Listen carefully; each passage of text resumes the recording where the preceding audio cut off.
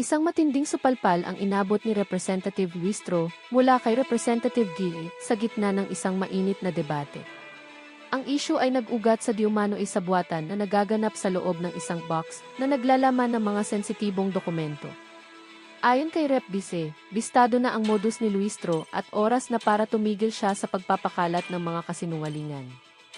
Huwag nating lokohin ang taong bayan, ang mariing pahayag ni Rep. Bice na umani ng palakpakan mula sa mga nakasaksi. Ang insidenteng ito ay nagpapakita ng tumitinding hidwaan sa loob ng Kongreso at ang kawalan ng tiwala sa pagitan ng mga mambabatas. May pag-asa pa bang magkaisa ang ating mga pinuno o tuluyan na silang magkakawatak-watak dahil sa personal na interes? Patuloy nating subaybayan ang mga kaganapan.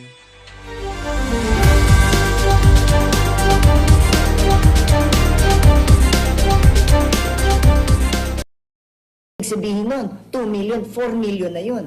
Pero magkano ba talaga yung pera? Pero kung nilabas mo yung pera dahil pinangsweldo mo, may natira ba? Di ba zero? Napakaganda ho nung halimbawa nito si Pong BH. Di ba? Mula doon sa malait na pera, pinasok, linabas, magdodoble yun pagka kinumpyut ng AMLA. Palakpakan. Yun ang problema natin dito. Kaya hindi ho pwedeng, hindi pwedeng gawing basihan na, oy, dami bilyones yung labas-pasok sa pera ng AMLA. Yung AMLA Executive Director na yun, anak na to, kasi taba niya na yun, tutulo ang magmamantikayod sa susunod na administrasyon, sigurado. Malilit yun ho yung mama na yun. Yung Executive Director, mali ho yung ginawa niya na yun. Dapat dininaw nila na ito yung mga naglabas-masok. Anong ibig sabihin naglabas-masok? Nagpasok ng piso, pumasok lang piso. Tapos ilinabas yung piso, ang bilang ng AMLA doon, 2 piso. Kasi nga yung movement ng pera. Diba? Hindi naman ibig sabihin pagka pinasok yung piso, tapos lalabas yung piso, piso lang ang bilang ng AMLA doon. Hindi ho. 2 piso na ho. Ngayon yung piso na yun, nagbago ang isip, noong pinagbigyan ng piso, ibabalik na naman yung piso, magiging 3 piso na ho sa bilang ng AMLA yun. Pero piso lang ho pinag-uusapan natin dito. Pinasok yung piso, piso ang bilang ng AMLA. Ilinabas yung piso, 2 piso na ang bilang ng AMLA. Nagbago isip nung pinaglabasan ng AMLA, naku, hindi pala natin gagamitin yung piso na yan. Ipinasok ulit yung piso, 3 piso na ang bilang ng AMLA. Ganyan ho katindihan mga kababayan. Ganun ka simple. Labas at pasok eh. Hindi naman pinag-uusapan dito, kung saan ginamit o kung ano pa man, pinangsweldo o pinangbisis, hindi. Hindi yun ipinaliwanag nung taba-ching-ching na taga-AMLA kahapon. Pero ang nakalagay sa AMLA na CTR is ilang transactions, 8, at ang amount niya ay nasa 4 million pesos. Pero ang natira sa akin, 0. O ngayon, bakit sinasabi nila yung inflow tsaka outflow hindi balance? O yung pumasok sa akin na 2 million, ang ginawa ko, nag-issue ko isa-isang cheque sa mga empleyado ko bilang sweldo nila, edi hindi siya CTR kasi hindi siya above 500,000. Pero lumabas yung pera sa akin. Dahil nagbayad ako, pinasweldo ko lahat ng empleyado ko hanggang naubos ko yung 2 million. Diba? Hindi siya CTR. Pero lumabas yung pera. Yan ang problema. Naiintindihan mo yung sinasabi ko? Kaya hanggang hindi buo ang kwento, mahirap mag-assume at sasabihin, oy, ganito to. Diba? Kasi ang suspicious transaction kung wala siya sa regular mo eh. Diba? Paano kung kunwari yung tatay ko nagbenta ng lupa at yung pagbenta ng lupa, dinicide niya, o hati-hati kayong magkakapatid, o hindi pumasok sa aking malaking pera, o di suspicious na kaagad yun. Until ma-prove ko na hindi, regalo to sa akin ng tatay ko. Ganon ho yun mga kababayan. Oo. Pinaliwanag ba ng AMLA?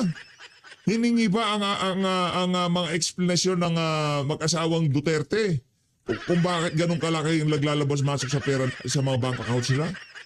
Anong nauna? Yung demolition job dyan sa Injustice Committee. Yung demolition job dyan sa mini trial ni Luistro. Yun ang problema ho natin dito. Diba? Kasi kung wala yun, edi sana pa-filean ako ng kaso ng AMLA. May final bang kaso si AMLA? Diba kasi kung meron suspicious, kailangan mong i-monitor and i-flag. Pagkatapos mo i-flag, kailangan mo investigate. So you won't stop there kung may nakita ka. So bakit wala naman ako narinig na sinabi ni AMLA na may nakita silang after dun sa suspicion. May narinig ka ba, MJ or Edmar? Kasi ako wala ko narinig na finailan nila ng kaso or talagang sinundan nila yung trail.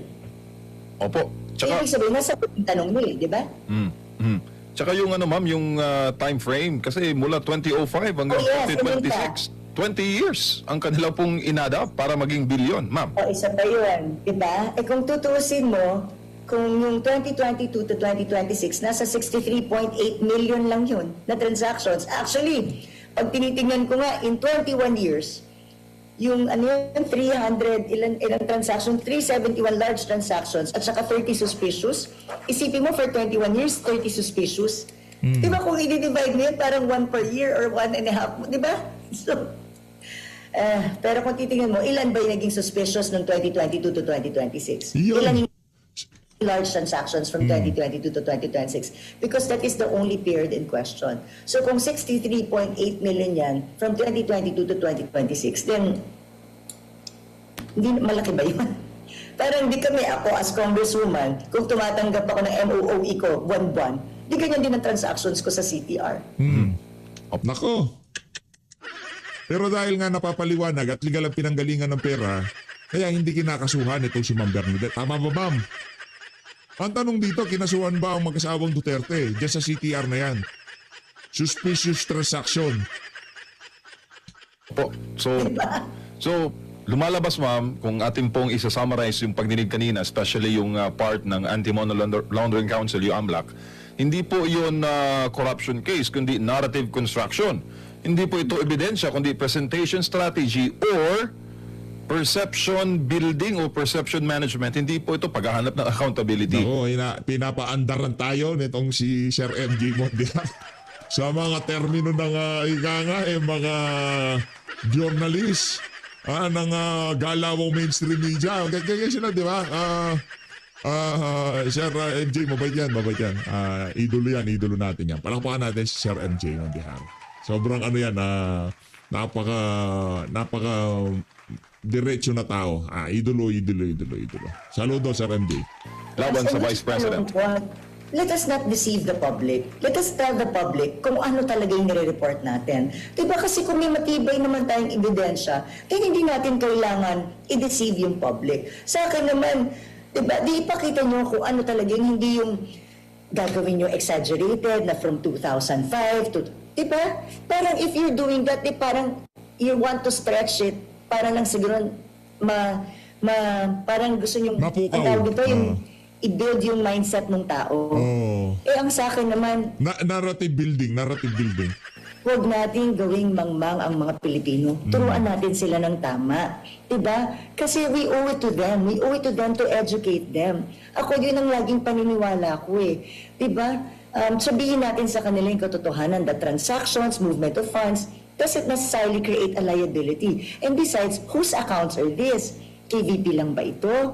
Or was it joint with the dad? Ginawa lang ba siyang signatory? Kasi hindi porket signatory ka sa account, kunwari, ang tatay ko, meron siyang account. Kasama niya sa signatory doon yung kapatid ko. Dahil pag may nangyari sa kanya, gusto niya kayang withdraw yun ng kapatid ko. Diba? Pero hindi ibig sabihin, pera ng kapatid ko yun. Dahil 4 kami magkakapatid eh. Siyempre, pamana yun sa amin ng tatay ko kung may mangyari sa amin. So, do I report that?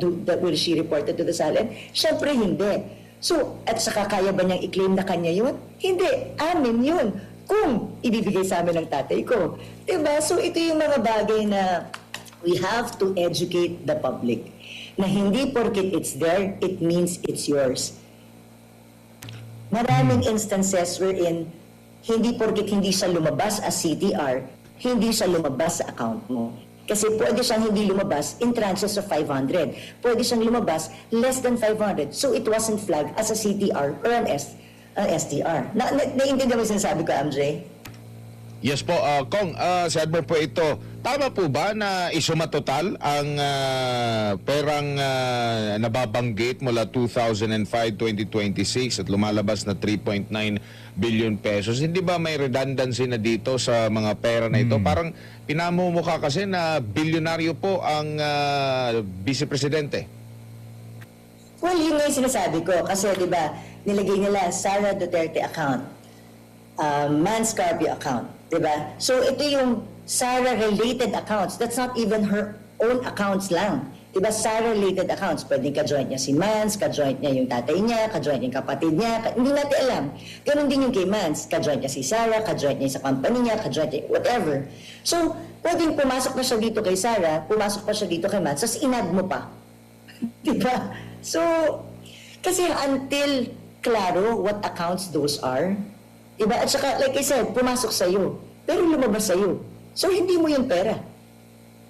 Opo. Katulad kami, yun lang ako example ko lang, MOOE namin, pumasok sa akin. Pero may pinaglalaanan na yun ng pangsweldo sa mga tao ko eh. Diba? Ang bottom line, pwedeng wala pang natira dun eh. Pwedeng nag-abono pa ako bukod dun sa pera ko eh, dahil ko na rin pag Pasko, diba? So, that doesn't mean that that volume of transactions came and went, diba? Or entered and went. Ibig sabihin, napakinabangan ko ang perang yun. Opo. Kung ganito po ang kanila pong logic po, ma'am, at dapat ilabas din siguro yung sa kanila, sa lahat na lang po ng public official po. Kasi hindi nga matukoy dito kung sa... Hindi nga matukoy dito kung saan yung ano eh, may katiwalian, may something na problema. So ibig sabihin lahat pwede na ganito ang gawin sa lahat ng mga public official. Edmar, that's why I'm using myself as an example eh. May MOOE kami. May bonus na, di ba? May break bonus na tinatawag na MOOE kami. Those are CTR because those are above 500. So lalabas din yun sa mga, pag kami mag-check din sa AMLA namin, lalabas din yun. Di ba? Pero kami, we can say with certainty, pinagsasweldo namin yun, kahit papilahin ko pa lahat ng taong sinweldohan nun. That's what I'm saying. Not because there are movement of funds, it means nasa akin yung perang yun. Opo, pero yung naratibo nila kasi parang masamang-masama po, Congresswoman. Congresswoman, maraming salamat po sa inyong oras at panahon. Sa uulitin po. Maraming salamat, madam, ha. Talaga naman, napakaganda talaga nito. Palakpakan muna natin. Ito si Ma'am BH. Kayo naman, oo. O, rekta na ho tayo niyan. Babaran ho natin yung pag-aalburuto nitong si Baculaw. Doon sa hindi pagpayag ng BIR na pagbukas doon sa box. Hawak niya daw ang bit eh. Hindi, madam, hawak mo lang ang box pero hindi mo mabuksan. Ikaw naman talaga, oh. Hawak mo ang box. Kanya ka, Baculaw, ha. Ito, punta na ho tayo kay Baculaw. Nakakalungkot lang ho dito, mula sa napakaganda, punta ho tayo sa napakapangit.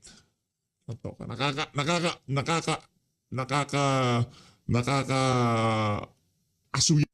So the Yun! floor is now Yun! open for clarificatory questions to the BIR Commissioner Attorney Charlie Mendoza.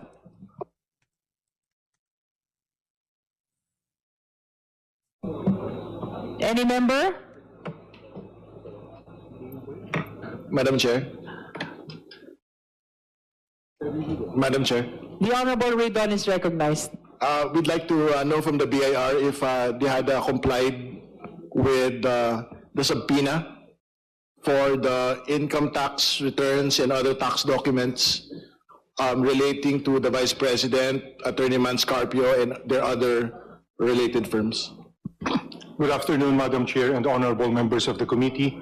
Yes, Madam Chair, we confirmed that last April 14, we submitted the documents enumerated in the subpoena that was served to the Bureau of Internal Revenue. We have submitted the documents subject to the condition that the same be examined in an executive session as provided by law. Thank you, Madam Chair. We direct the committee secretary to kindly produce the sealed box, I understand, containing the documents submitted by the BIR. Ayan, oh. Grabe naman. I understand that the Honorable BIR Commissioner is claiming confidentiality of the BIR documents. So, we are confronted with the question of whether or not we will be opening the box. Yan. Madam Chair. The Honorable Keith Flores is recognized. Madam Chair, I believe that the NIRC prohibits us from discussing information about the tax of a person, Madam Chair. And I think the BIR is also prohibited from divulging or discussing the contents of an ITR of a person, Madam Chair, unless if it is done in executive session, Madam Chair, during a congressional committee hearing, Madam Chair. But for now, we are not in a congressional committee hearing. We are in an impeachment hearing, a clarificatory hearing for that matter. And since they are barred by the NIRC, then I think it will be prudent, Madam Chair, not to open the box. Madam Chair, may we request Mano, first the BIR Maalam ho yung si Kit Flores, maalam. Tsaka maingat siya. Kasi abogado eh. At saka siguro gusto niyang gawin ng tama, di ba? Si Baculaw wala namang gustong gawin tama. Ang gusto lang ni Baculaw hindi makatakbo si BP Sara sa 2020. Commissioner to enlighten the justice members on the nature of the confidentiality of the documents contained in the box. Yes, Madam Chair. The National Internal Revenue Code under Section 270 expressly provides for unlawful divulgence of information. So in essence, the tax code prohibits the disclosure of a specific tax information pertaining to specific taxpayers.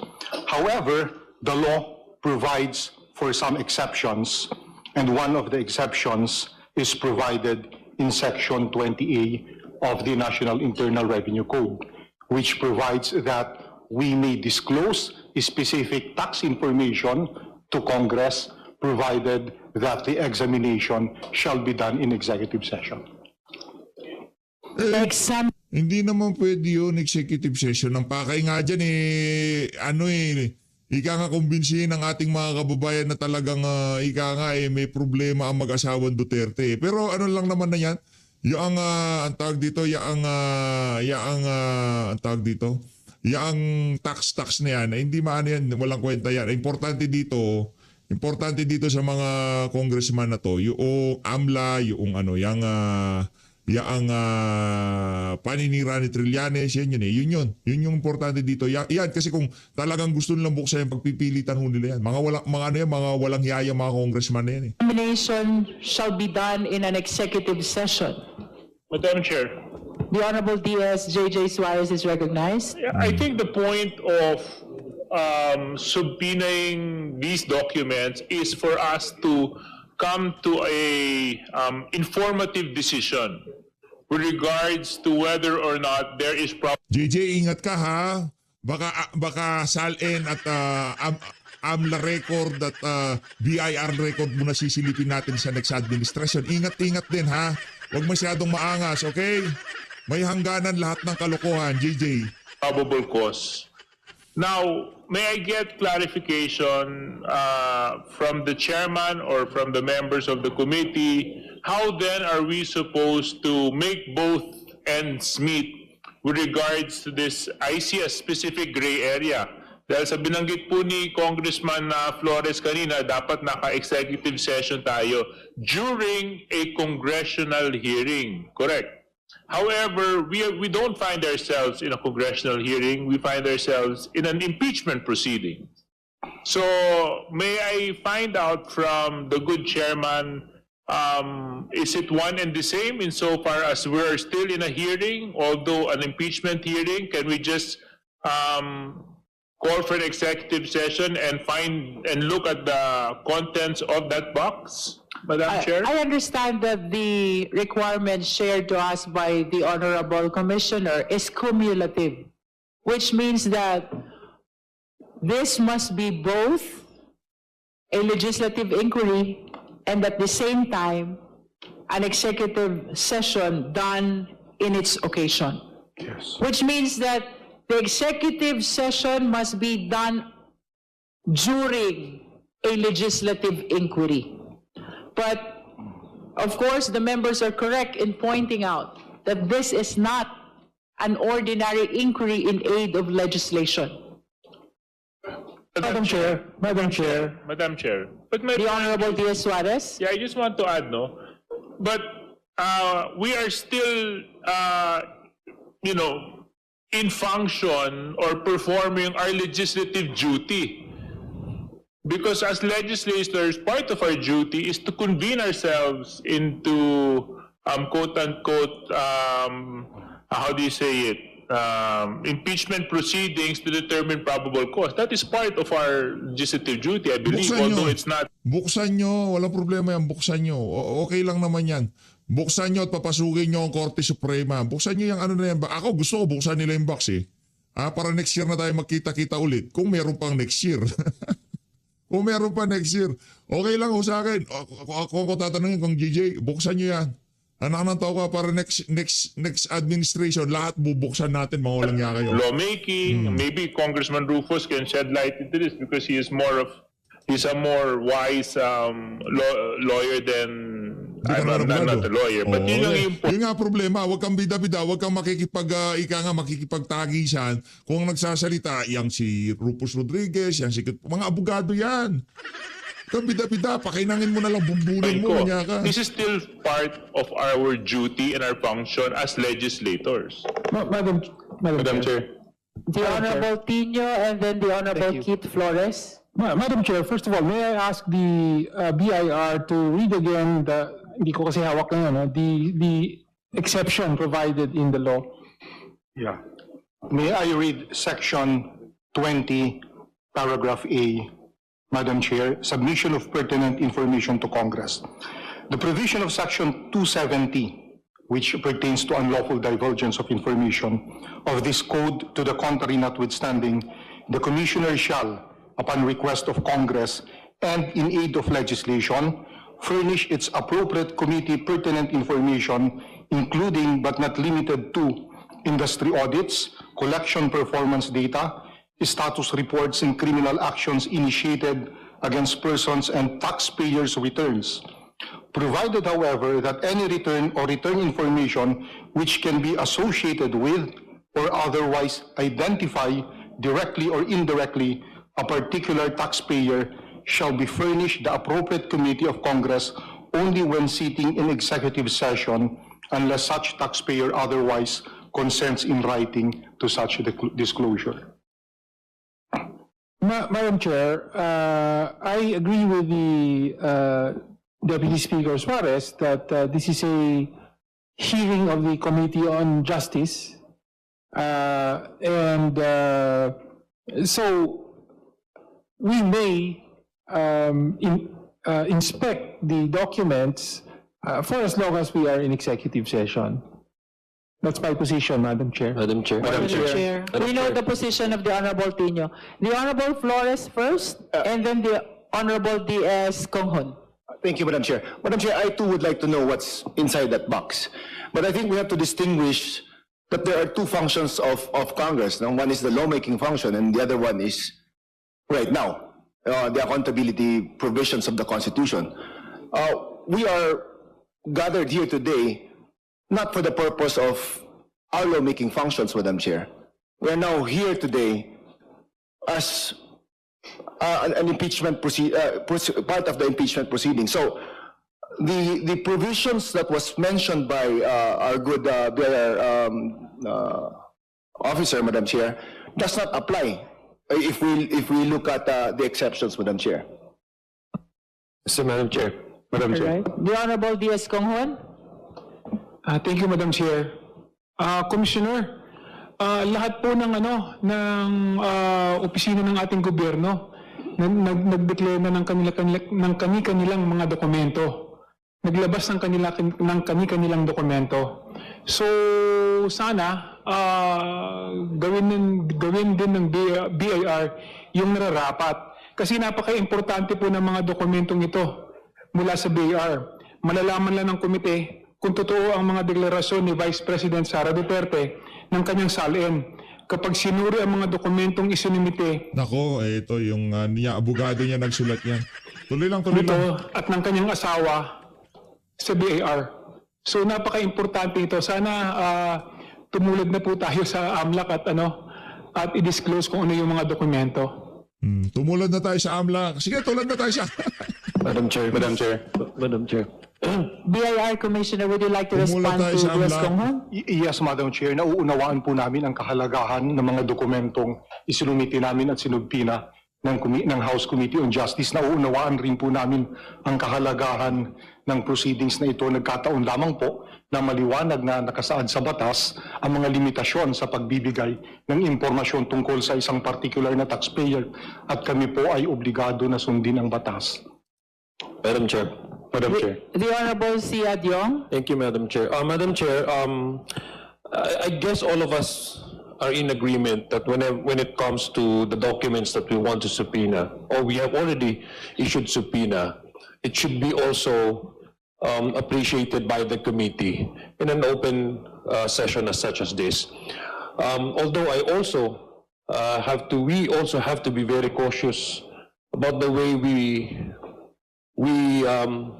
conduct this proceeding. In fact, Madam Chair, if I may remind the members of this committee, the chair herself, whenever there is a questions that is outside of a testimony or affidavit or outside the reported documents by each of the agencies, she automatically calls that particular, for example, question as probing in order to avoid, us giving impression that we're doing a mini trial. So again, I understand that the chairperson of the BIR also wants to cooperate with the committee, but she is also tied up with a certain limitations as what he already intimated to us that is very clear under the law. If, Madam Speaker, if the law intends for this committee to hold or to discuss these particular documents inside the box openly in the committee hearing, the law would have specified an exemption to include impeachment hearing. Similar with the bank secrecy law. The bank secrecy law was very specific that when it comes to impeachment proceedings, that is among the exception. That meaning to say, it cannot absolutely be invoked 100% insofar as the intention of that particular bank secrecy is to proceed with the impeachment proceedings or hearing. Kung sa batas po, kung meron po sa bank secrecy law na specify niya mismo na ito ay exemption para sa purpose na is impeachment proceeding, kung ganoon din po yung intention ng batas na yon na sinight ni Commissioner, dapat sinight na po doon. Pero in this case, wala po. Ang sinabi lang po doon is in aid of legislation that can only be open and that can only also be discussed in an executive session. Had the law intends also to include as an exemption impeachment proceeding, then it would have been spelled out clearly in that law. Since nawala po, we cannot interpret and provide our own interpretation doon sa batas na yun, which is clearly wala na po doon na sinasabi na impeachment proceeding. So that is only my my manifestation. Ako lang, Madam Chair, I would like to be very, very cautious on how we proceed with this impeachment hearing. Wag sana natin mabigyan kung sino man yung nag-aantay na magkamali tayo para questionin po yung integrity and credibility nito proceeding na ito, Madam Chair. Maraming salamat po. Madam Chair. We know the manifestation of the Honorable Adjong. Now we recognize the Honorable Lord Dansuan. Madam Yes, Chair, Suwan, I Lord echo Dansuan. the Ano, President? Lord Dansuan, President. Kailangan presensya. objection of Vice Chair Jonathan Keith Flores and Congressman Zia Adyong. Ito ba yung nagsabi? Ito ba yung nagsabi na napilitan lang silang pumirma doon sa unang impeachment? Yan si Lord Dansuan. Balingbing. And that when we are prevented from asking probing questions, in the same manner, the impeachment does not give us license for unlimited discovery. And so we must take note of the objection of the BIR Commissioner that Section 270 of the National Internal Revenue Code criminalizes the divulgence of tax returns by BIR officials. This is very clear. And the only exception that I can think of is the one mentioned by the commissioner, and even then, if we invoke that section, it refers to inquiries in aid of legislation, and I think that this impeachment proceeding is so far away from an inquiry in aid of legislation.